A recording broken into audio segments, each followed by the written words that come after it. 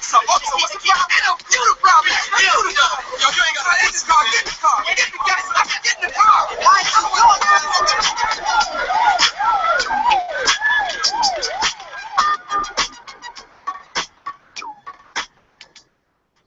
Good evening, lovely, lovely people. Hope all is well. Welcome to episode 81 of Whiskey, Wine, and Moonshine. I am one of your hostess, Miss Smart, and with me I have Lady Buddha, who is gracious enough to have been prepared to appear on camera, unlike me. So you staying off the whole time? Wait, you're off the whole time? Yeah. I'm seeing what Sojo does. I might disappear, because let me explain something to you. I was about to be so busted on camera, and Blue was like, no, that's not going to really work. So I tried to get myself together, and you're not even together. Ah! Right. I couldn't, and that's exactly why, because I couldn't get it together, so I gave up and just ate a Stromboli. I didn't have to get it together, Blue. I didn't have to. Man, anyway. But anyway, what's up? What's going on with you? Nothing. I'm over here with one of my top cabs.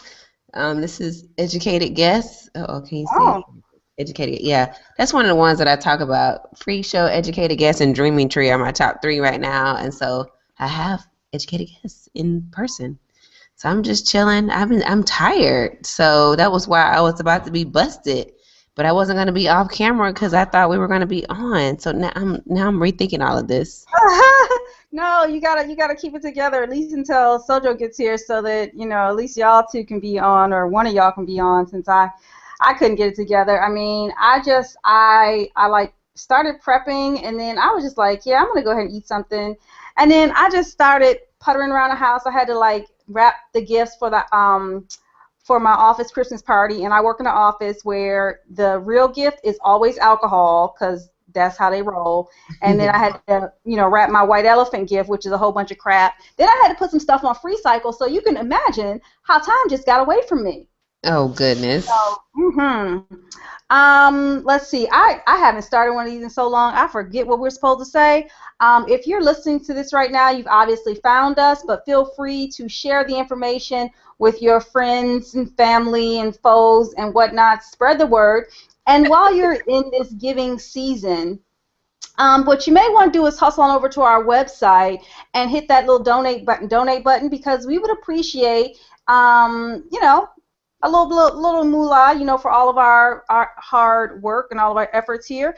We are, again, if you're listening to us, you've probably found us, but just in case, we're on all the, iTunes, yada yada, Stitcher. Leave us 5-star reviews. You guys have really been slacking on that. And again, this is the giving season, and I know half of you all are not working at work, so you may as well go ahead on Stitcher and leave us some positive feedback. You've also noticed there is no Sojo. She allegedly is coming. We don't have, I don't know. What was her excuse? Like, she's supposed to have an excused absence, and I haven't heard any specifics as to why she was running late. I just heard that she was.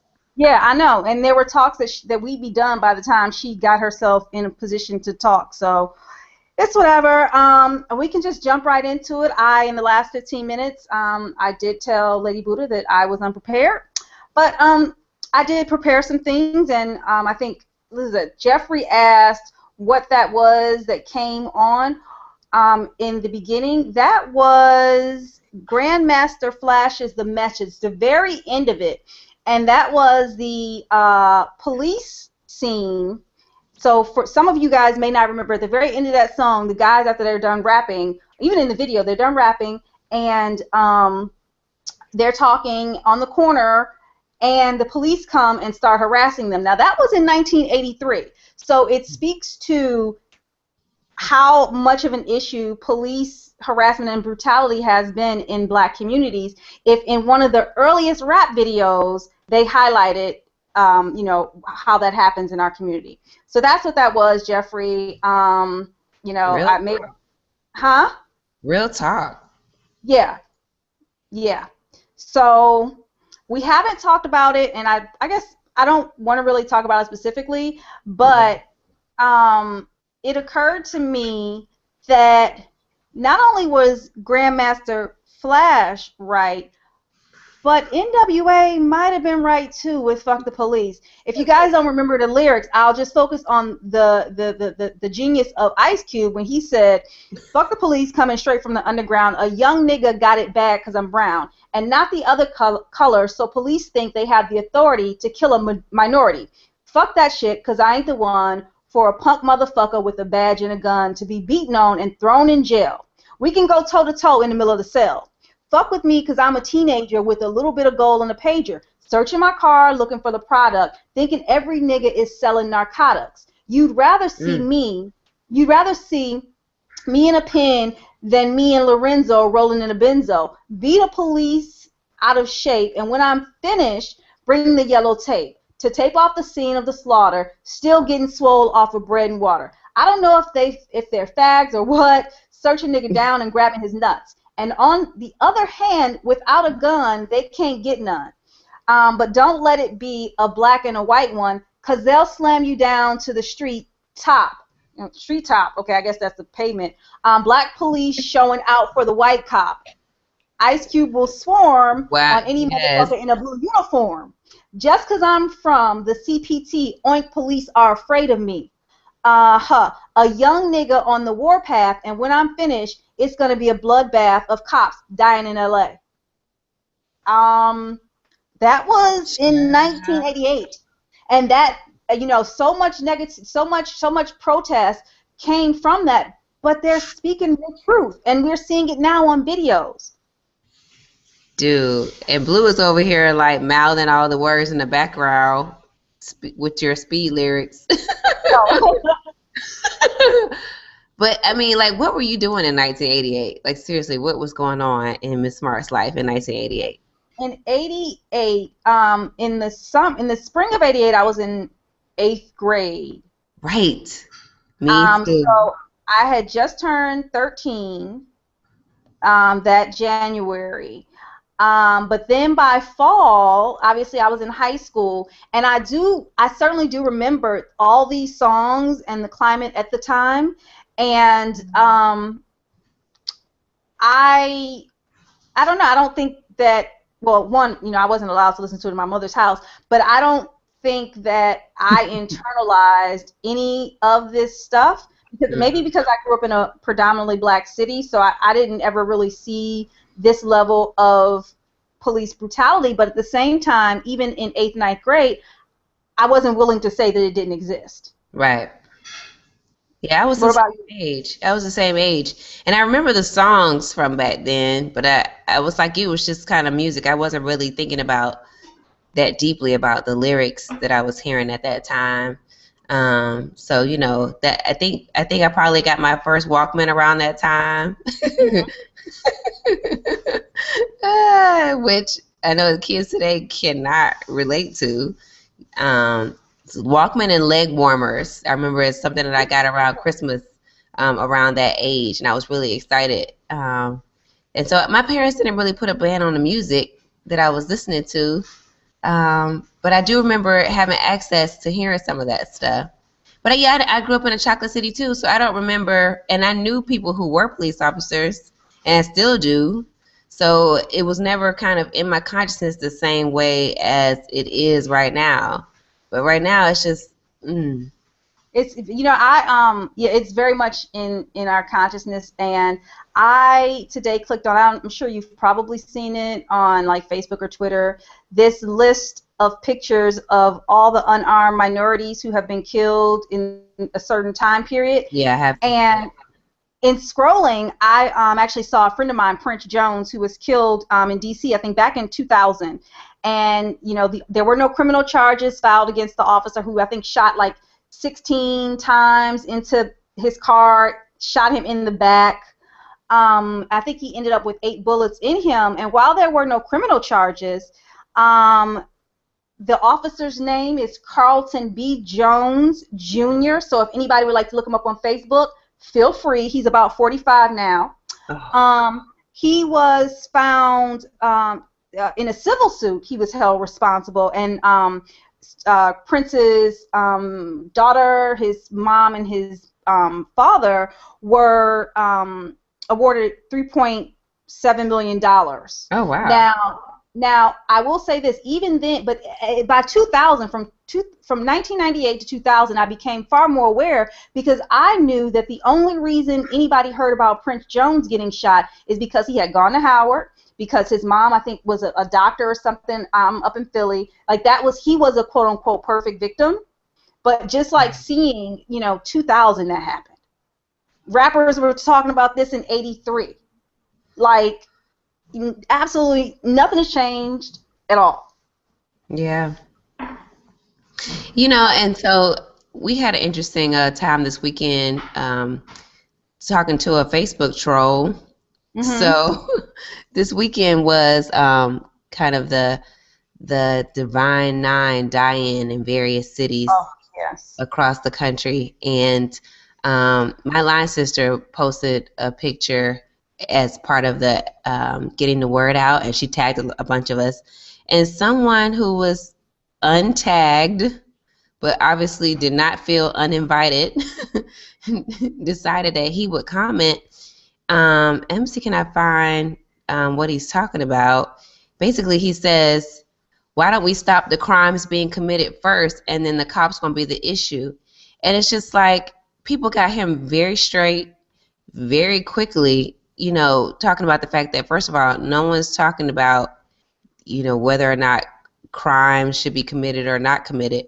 We're talking about something very specific, which is the way that the police have been treating people or mistreating people in this particular case. But it was just kind of interesting that people just feel like they just need to roll up in places and start to try to derail things because of whatever privilege they think they have to make all these comments. I mean, he wasn't invited. He's not a member of any of the Divine Nine. He's not interested in a die-in. So it's not an opinion piece. It was a flyer. Why are you going to walk up in here and start talking all your shit? Just step out. Because it's been accepted for so long, like the whole derailing of using black-on-black crime, of using Martin Luther King as someone who should be, the watered-down version of Martin Luther King as being someone that has set the stage for all possible types of protests. It has been allowed for so long where we either weren't prepared or weren't confident enough to clap back. Well, let me tell you something. Nobody was shy about clapping back on him. And kind of the last comment that shut it all down basically told him that change is coming. Whatever justification you want to use, these abuses are not acceptable. We don't need your permission or inclusion. No, I'm sorry. We don't need your approval or inclusion. You decide where you want to be when justice and humanity prevail. They got 15 likes. And it's true. That goes back to the to what Farrakhan said at minute 7 of his what is it? The eulogy for Marion Barry. Where basically he was like, look, the young people now are not as scared of y'all as we were. They just, hey, sorry. Yeah. And they're not going to listen to your ideas of, well, let's be calm and let's, no, it's not really gonna go out like that. I mean, sorry, that hasn't worked thus far. Let's kind of try something new. Wait, let me just read these comments real quick. Hey, LB, see, I've been missing shows all these weeks, and the only one who is ready for the world and its cameras tonight is on my triumphant return is the homie Lady Buddha. Yeah, she was. Yep, she's ready. All right. Shout out to LB's twinsies. Jeffrey had asked if he can call in. Unfortunately, Jeffrey, no, because I can't control all of that stuff. That's a Sojo thing that she can control. So, and then also LB said in 1988, he was 8 years old. Mom Dukes and I were in Hartford, Connecticut, doing our thing. I was cold, chilling, like a young, cool cat at that age. We do really at 8? Okay. That's around the time he was getting into girls, sports, and music, etc. Yeah, 88 was like, a long, long time ago. And so much has happened. Yeah, I just want to take a pause. Speaking of things that have happened, this whole movement has been brought to us, and I said it on Twitter, by a fellow by the name of Philippe Khan, because he is recorded as the first person to actually send a camera phone picture in 1997. So with, huh? I said, oh, wow. Yeah, so without Philip Kahn, we might not be at this point now, you know, because we now can document, we can now document things in a way that we, you know, couldn't before. So yay to Philip Kahn. I should have saved him for my cheers, but whatever. So yeah, we've seen the advent of the camera phone, which I think I was telling y'all earlier this week, I was not for. I thought it was stupid. Like, why would I need a camera on my phone? Like, that's what Kodak's for. I was the same way, Smart. I resisted getting a smartphone for a long time. I got a cell phone in 2000. I've had the same phone number since then, but I definitely was slow to the smartphone revolution. I only got one because someone gave me her hand-me-down because she worked for a cell phone company, and that was in 2010. So I don't know when smartphones really came out, but I started with a 3. Apple, the iPhone 3 was the one I got. And it's like, because I was like, all I want to do is text people. And I was still texting with the flip phone with the A, beep, beep, beep, beep, you know.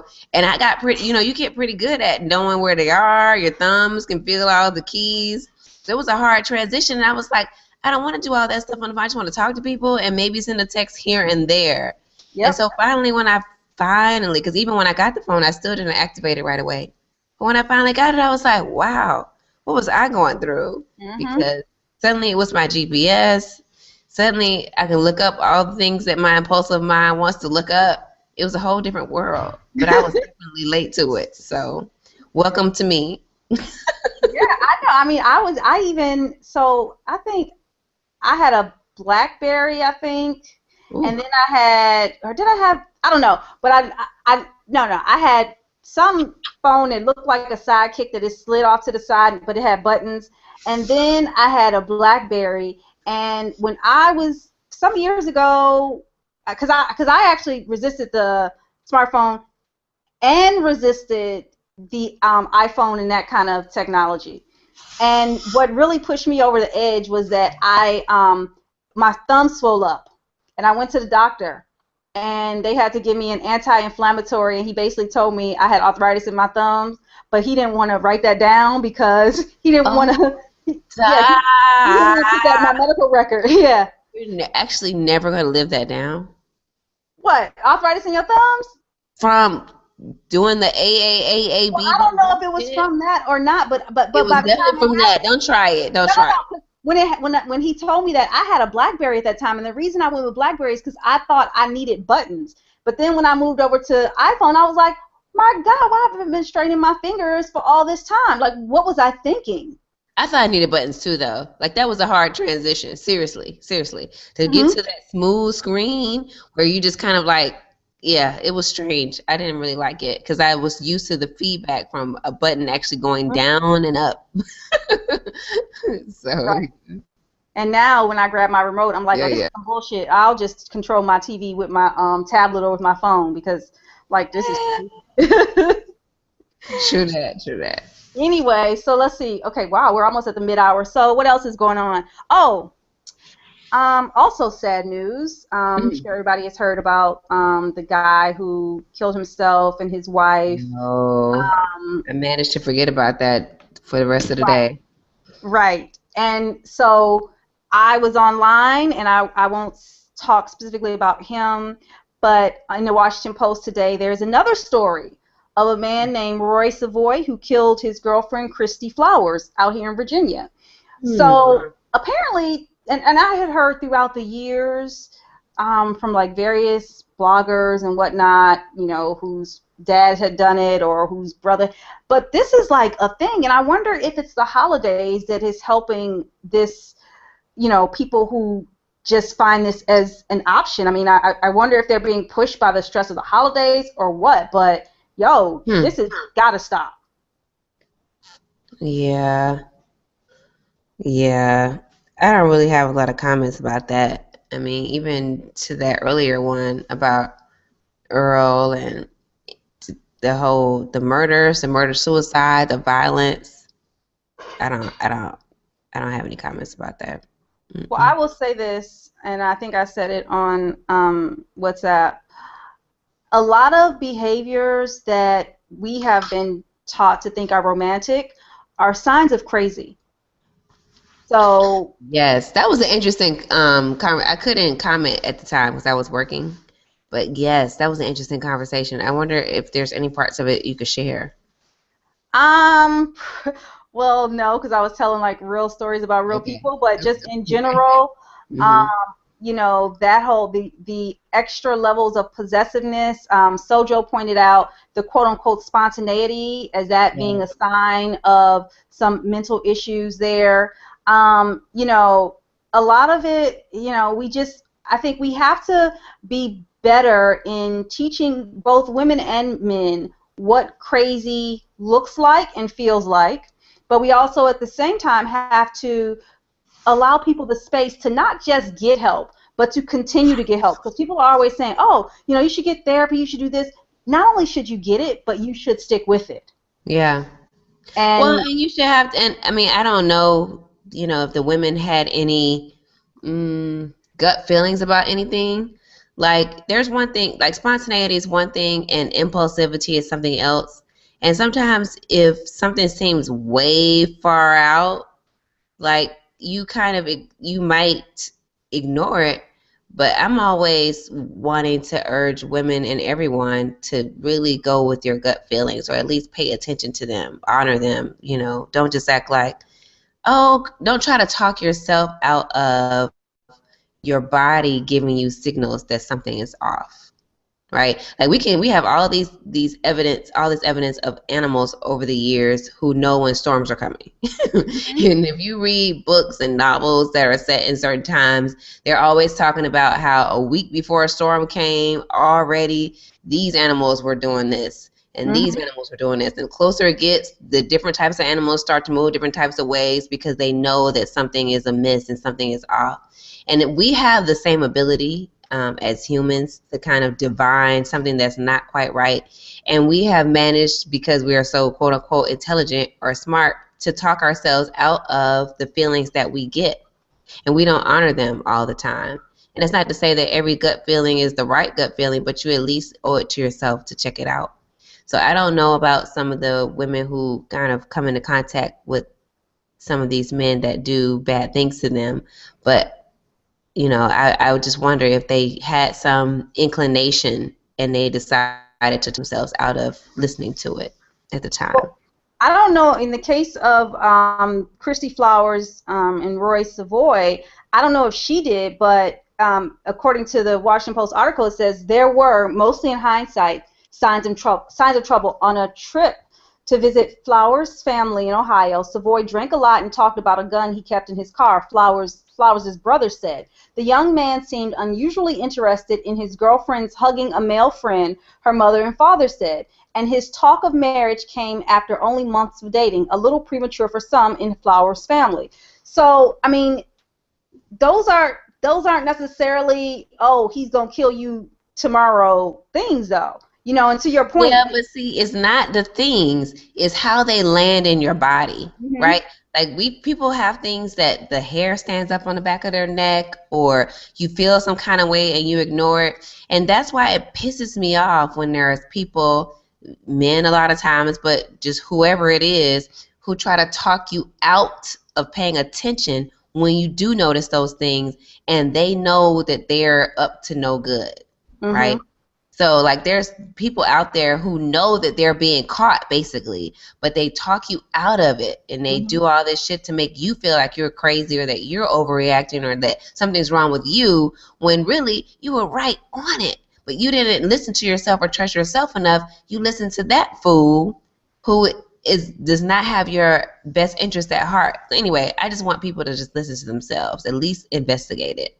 You know what that reminds me of? That reminds me of kids who don't want to go to baseball practice anymore, or kids who, the parent is wondering why, why they don't want to go to baseball practice, and they push them back. Oh, you have to finish the season out. You have to finish the season out. Not taking the time to realize that maybe nothing has happened to that child, but maybe that child has a bad feeling about some of the Yeah. other children and adults involved in that activity.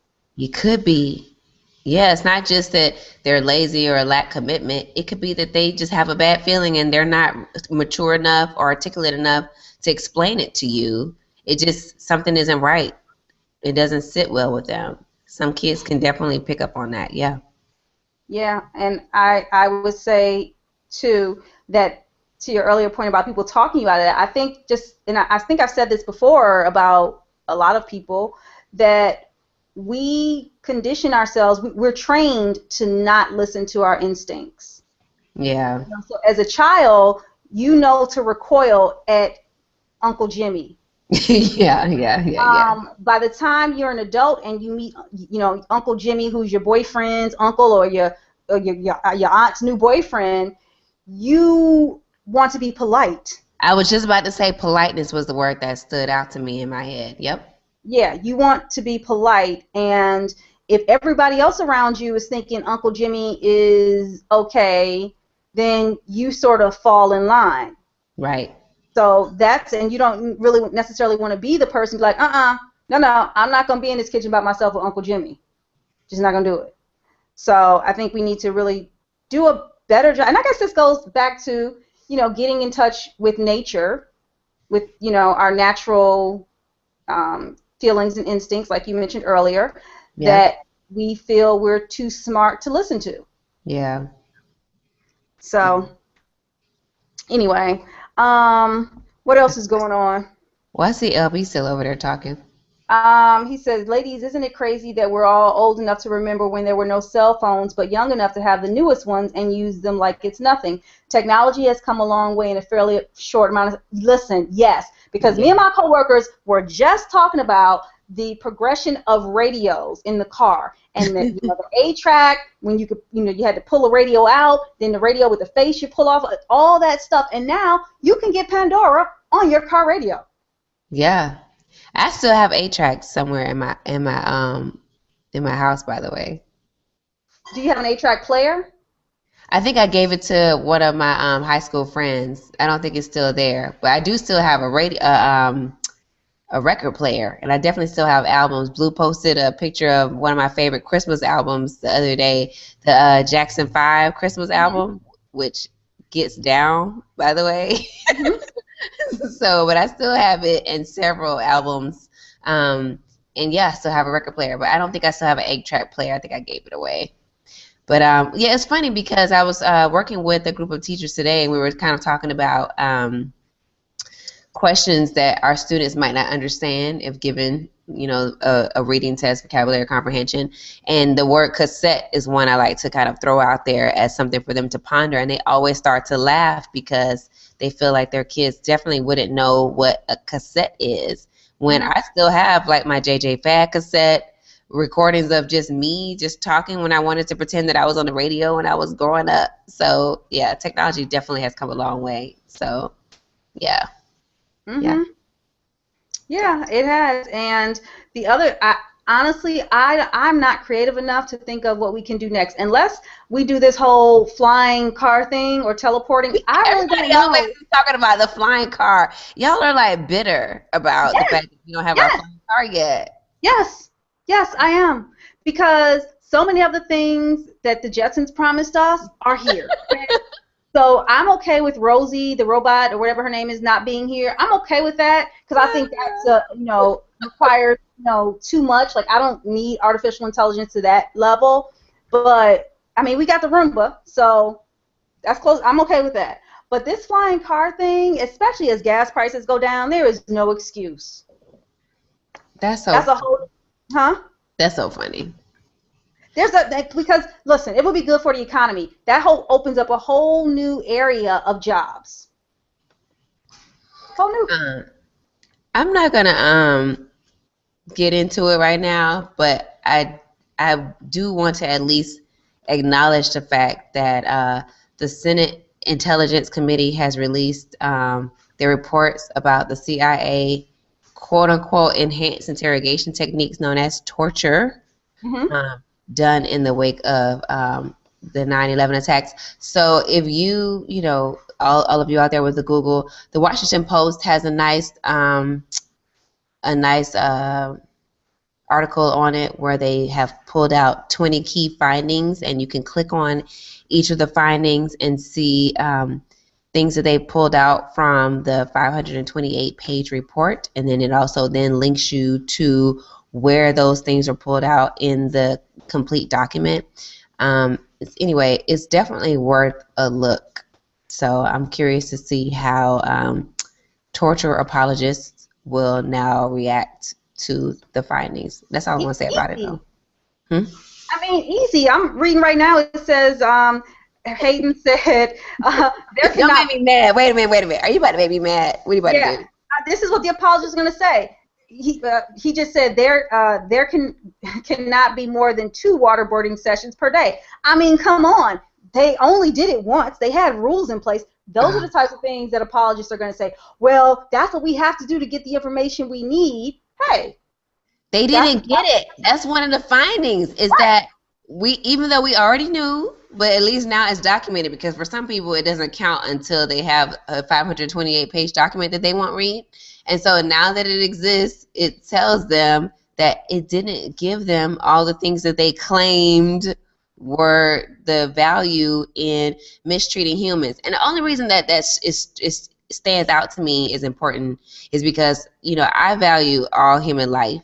So I'm always going to have a problem with the fact that people anywhere are being mistreated for any reason. And so it's like you can make up any excuse to other someone to the point where you can say that they don't deserve to be treated as human. And then that still is the same mentality that works for police brutality and everything else. Mm-hmm. Any other violence can be traced back to the fact that you are different, you are less than, you are not good enough, you are not worthy, and therefore, because of whatever fill in the blank, I get to treat you like shit. So I just don't agree with it under any circumstances. That's it. Well, you may not agree with it, but it's gone on and it's going to continue to go on. Thanks, Ms. Smart. Thanks. I'm sorry, because, it's ingrained in how we function as a society and as a country. Well, that's part of my mission, is to change the way that people think and approach other humans. That's it. To remember that they're still somebody's father, uncle, son, whose mind has been impacted by the fact that the same negativity, the same idea of vengeance, the same poisons is the one that make you act out in a way that then you want to go punish it. It's the same root. Mm-hmm. So anyway, I'm all about how can you get rid of that, right? Instead of trying to get rid of the person, because if you can't get rid of that spirit, that attitude, that feeling, you're always going to have the actions. They're just going to appear somewhere else, in someone else, directed towards someone else. That's it. Yeah, I mean, I have to agree with you. I know that, prior to, let's say, I'd say the last 3 years, there was this idea that those types of feelings would disappear as people died off. Right. And that hasn't happened. And the comment section of any article will show you, because 72-year-old Uncle Joe is not the one leaving the racist, hateful comments, because he don't know how to get on a computer. Right. So it's people, and when you get on like the college college boards where these young people are talking, those are the people who are supposed to be leading and making the decisions about this country going forward, and supposed to be thought leaders and whatnot. I can't trust it. Can't trust it. So basically what has happened is they won't lynch someone and they won't publicly waterboard someone, but they will privately do those things. Amen. So we've just taken it behind closed doors, whereas Uncle Buck would have drugged somebody behind his pickup truck, or poked out the eyes of Vietnamese children. Yes, or like Mark Wahlberg, and would have just beaten you with sticks and called you names and then asked for a pardon later. Oops. Yep. That's maybe that's separate. Maybe that's somehow different. But yeah, it's Yeah, it's back to what happens when we're being polite. So it's not that the attitudes have been eradicated. It's not that anything has changed at the core. It's that outwardly we behave differently or in quote unquote more acceptable ways, which ultimately is more insidious because it's harder to fight and challenge. Yeah, it is definitely because you don't know. So a story I was thinking about, you know, in all the education talk. When I was in 4th grade, I was getting an A in my math class, and my mother, she would go to all the parent-teacher conferences and everything. She gets there, and it's a whole line of people to see this one teacher. And they're like trying to hype my mother up because, you know, she was the parent who, you know, if there was a stink to be made, she was the one leading it. They were trying to hype her up about this teacher. I was getting an A in the class. And so she's like, yeah, I don't, that's really not my fight. That's, you know, why can't you guys do it? Anyway, make a long story short, this woman was working in a school of predominantly black, actually all black children. It was one of those magnet schools, and she admitted to my black nationalist mother that she was a member of the Ku Klux Klan. Oh, and stop. Yes. No, you just said two things that were interesting all at the same time. Go ahead. Yeah. So she admits that to my mother. And basically, like, the other parent, my mother, I don't even know, I have to ask her if she told the other parents, but this woman was, at least for me, a really good teacher. But her purpose there seemed to be to fuck over these kids. And so no matter how polite Miss Campbell, that was her name, seemed to be, and, you know, no matter how helpful she was to me, at her core, she was an evil, hateful bitch. Point blank, period. And she was able to flunk all these kids, and she was so nice about it. And, you know, so the parents, I guess they were lulled into a false sense of, wait a minute, there are 20 kids in this class, and only me and Michelle, well, my real name, insert here, Michelle, are the only kids passing. The other 8, wait a minute, that's something with the teacher. That's not the kid. Right, that's, you know. One-on-one right there. Right. So, yeah, her core, still not good. I don't know whatever happened to that woman either, but, yeah, she was not for the good with those kids. And those parents got lulled into, they got turned around thinking, oh, well, my kid must be doing this, that, and the third in the class. No, she was just playing that game, and she was really good at it. Evil to her core. So I wonder how many kids she screwed over in her time, because, but, you know, just not wearing the badge, you know, her husband didn't pick her up in the hood, but she said them words to my mama. So, anyway, but that goes back to, you know, again, I keep saying, stop letting people who don't mean you well educate your children. Yeah, they can teach you math, but don't let them educate your children about who they are. See Martin Luther King. Well, and so it's interesting. So let me ask you, if you if you had kind of like free reign to develop your own curriculum, or at least pull together kind of a syllabus, what are some of the resources that you would include for educating kids about blackness and just all of it? So black history in America and all of that, whether it's movies or songs or anything that make you think critically about race. What are some of the things you would include? Well, first of all, I wouldn't start at America. I would not start at slavery, because a lot of people think it starts at slavery. I would also not just highlight certain movements. So, for instance, I wouldn't just, you know, use the quote-unquote non-violent quote-unquote leaders.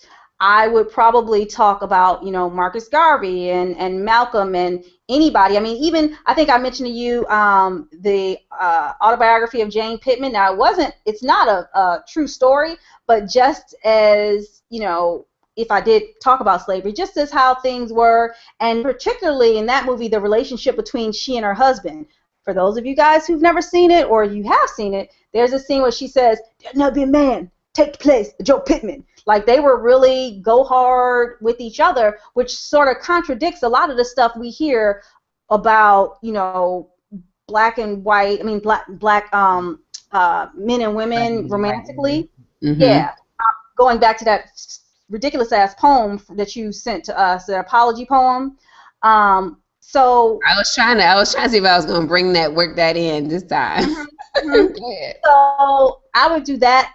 I don't know that I have any particular movies. Obviously, there are some that seem to link to our shared Black experience. Although the more I ask people about like the 70s movies, many of them have never heard of them. But I'd also go back to some of the old footage. I would go back and show kids things like how we talked about how so many popular things come from us. And I don't mean the Peanut. I mean just like Betty Boop and stuff like that. I would teach them. My main thing, and I've said this many times, would be, you will be excellent because I know you can be excellent. Never once would it come out of my mouth, you got to be 3 times as good as white people.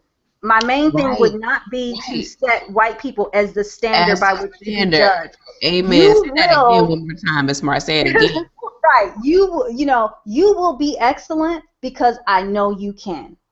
Point blank. That's the hard stop right there. Yeah. So I would encourage interest in critical thinking, not just taking a test. So I would encourage disagreement. That's a good. I like how you frame that. Yeah, because a lot of times teachers and parents just want their children to accept what they're saying and shut the hell up. But you can, even as a child, you can respectfully disagree and question things. Like if a child is being raised in a very religious home, but then they go to school and they learn about Egypt and Israel and all these places that are in the Bible that kind of contradict what's in the Bible, then that child should be able to say, well, wait a minute, I don't understand. Mom, dad, teacher, I don't understand. Like, how can X be true and then Y be true? Y also be true. So, but that is a point of respect. I also would not clap for mediocre. I don't believe in clapping for mediocre. Clap for excellence.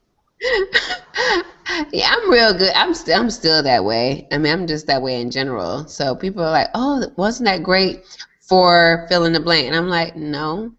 Like either it's great or it's not great. Like we don't need the kind of graduated standards."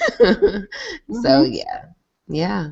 I mean, and truthfully, young people like to be held accountable to high standards as well. So they feel accomplished when they know that they truly reached a standard that was a high standard, as opposed to, oh, you did a really good job on some bullshit. Yeah. But don't tell parents that. Don't tell them that, because they want their little precious snowflake to always get applauded, always get a trophy, always get A's. Don't use a red pen. Like, really, what the red pen ever do but make you excellent? Red pen ain't never hurt nobody. I actually don't understand the whole red pen revolution, but it's whatever. I mean, I happen to use other colors just because I, as a teacher, liked turquoise and purple, so those are the color pens that I owned. But I never understood you make the paper bleed. Well, I mean, you can talk about ways to give feedback without talking about the fact that it's the color that's detrimental. Right, but that's subterfuge. That takes the heat off the fact that look, little Timmy can't write a lick. He can't put a good sentence together. Right. Yeah, you could just talk about other ways to support his writing, and and the fact that I wrote in a different color, but if I wrote better feedback, it really doesn't matter what color it's in. Yeah, that's silly. To me, it's silly. I have to agree with you. Especially, it's interesting because there's a lot of things that I just didn't hear growing up. Whether it was just the privilege that I had in my house, or just because I grew up, where I grew up. But I actually never heard anybody say something like you have to be X amount of times better than white people in order to get the same thing. I didn't actually hear that till I was an adult. And I heard so many other people say it until I thought that maybe I did hear it when I was young and I just forgot it. So it's just kind of an interesting place to start. I mean, I understand why they say it, but I just didn't grow up with that. It was just kind of like, you have to do your best. that was the standard. And the grade wasn't the standard. The standard was, is it your best or is it not your best? And we don't need to talk about anybody else's best. It's yours. That's it. Right, because their best does not shape your best. Right. So whether it was, for instance, my father was really big on my speech patterns because I adopted a lot of word choice or dropping endings and all this other stuff from friends.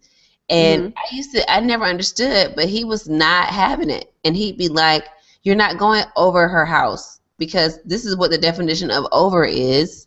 You could say you're going over to, or you're just going to, or you're going, you know. But he was really, you know, demanded precision in language choice. And we don't talk like this. And he would give me examples of things that I apparently was doing that I didn't even know. We don't say such and such and such in this house. We don't say it that way. But he never pointed out who was saying it that way. He never said, because when you leave, such and such isn't going to listen to you say it that way. He just said, this is the standard of how we do things in this house. And that's what you're going to do if you're going to get dinner and room and board at this house. I was like, oh, okay, Daddy, if you say so. Basically, what you're saying is, and I think we both agree on this, is respectability politics was not drilled into us as children. Because really, that's all this is, oh, you know, if, you know, using your example, oh, you got to speak this way so that they, X, Y, and Z. That is respectability politics at its core. Doing something to gain respect from other people. No. Speak properly because you speak. That's the way we speak here. Right, right. I mean, I'm flailing my arms over here because it's like I don't understand how this is missed. Like I don't talk this way at work. I mean, I don't know. I just. Another thing I was taught, just going back to that work thing, is that there's a time and a place for virtually everything. And, you know, the whole, I don't know that I've ever seen Keeping It Real go really well, so I don't know the place for Keeping It Real, but there has to be a place, but I do know that it wouldn't be in my house. You can't keep it, I can keep it real at Miss Smart's house. What you mean? I can't keep it real. But Keeping It Real goes right. The implication is real ignorant, that ignorant is right between real and that period. Keeping it real, ignorant, period. When keeping it real goes wrong. It never goes right. It has never gone right. Well, having said that, Miss Lady Buddha, it looks like we are at 8:53. So do you have? Winding it down. Huh? You're winding it down. Yes, and I didn't have anything to drink on this day. Yeah, I didn't, so that's why I didn't announce any drinks. Any closing, any thoughts, words, etc.? I was trying to see if I had this novel down here. Oh, I do. Oh, Blue's gonna bring it to me. Thank you. Thanks, babe. All right, so just because we were talking about kind of the curriculum earlier, this is a novel that I really enjoy. It's by Leonard Pitts. It's called Freeman, and it's, even though I won't say too much about how it ended, but I will just say that it was really well written, and it talks about the time period right when the slaves were free, like literally that moment as people were finding out and it was starting to spread. And it follows one man, primarily, it's actually three narratives that are woven together, but it follows one man's life as he tries to put his life back together once he has moved from being a slave to a free man. So anyway, it's beautifully done. It's been a while since I read it, but that would be something that I would add. I want to give a shout out to Blue and Baby Boy Blue because they did attend one of the protests this weekend, and so they participated in a die-in in Atlantic Station here in Atlanta. And Baby Blue appeared on the local news here. So we were able to see him participating in it. So that was and that's kind of what really sparked me just asking about it is, as they start to kind of be more aware of what's going on in the world, what are some resources that we can continue to share with them to continue the conversation in a natural way with them in our house. So, yep. Okay. Well, let's see. In closing, wait, who's your? You gave your cheer to them. So my cheers. I want to go back to something I said to Philip Kahn because, honey, without you, we would not have these phones. We would not be able to document what we know has been going on for decades. The over-policing of black bodies, and I specifically did say black and not black and brown because whatever. And let's see. Oh, where can they reach you, Lady Buddha? Actually, and there's one more thing I did want to say, which is Jamila Mew, who is one of the senior editors at Digital Ebony. I've really enjoyed her tweets in the wake of Ferguson and all the protests that have been going on. I know that she's always been very pro-black, which is not the same as saying anti-white. And she's just been awesome. And it's just like this is her niche. It's always been her niche, but she kind of has a chance to shine right now. And I really feel like she's doing the work that speaks to who she is right now. And so I really just enjoy reading her and seeing her kind of like handle the trolls, and everything she's doing right now is really her. It's like it's a good match for her right now. So anyway, I want to give a shout out to her too. But you can find me on the Twitter at NDCHARP. That's NDC Harp, like the instrument. And on my blog, which and both of these may or may not change names at some point in the new year, but my blog right now is Coco Studio, which is COCO Studio, singular, just one, CocoStudio.com. What about you? Well, did I? Yeah, I gave my cheers already, Philip Kahn.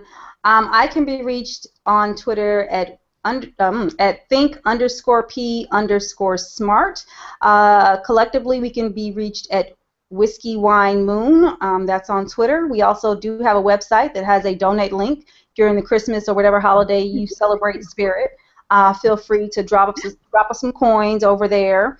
I also want to ask that you give us 5 stars as part of the gift. If you don't have the coins to give the stars. We'll take that too. As Nicole and Dago say over on Breakfast for Dinner, we survive off of those 5-star reviews. That's the way we eat. That nourishes us. So go ahead and give us some of those. Sojo can be reached at Sojo XOXO, and that's on Twitter. She also has a website, Feminine.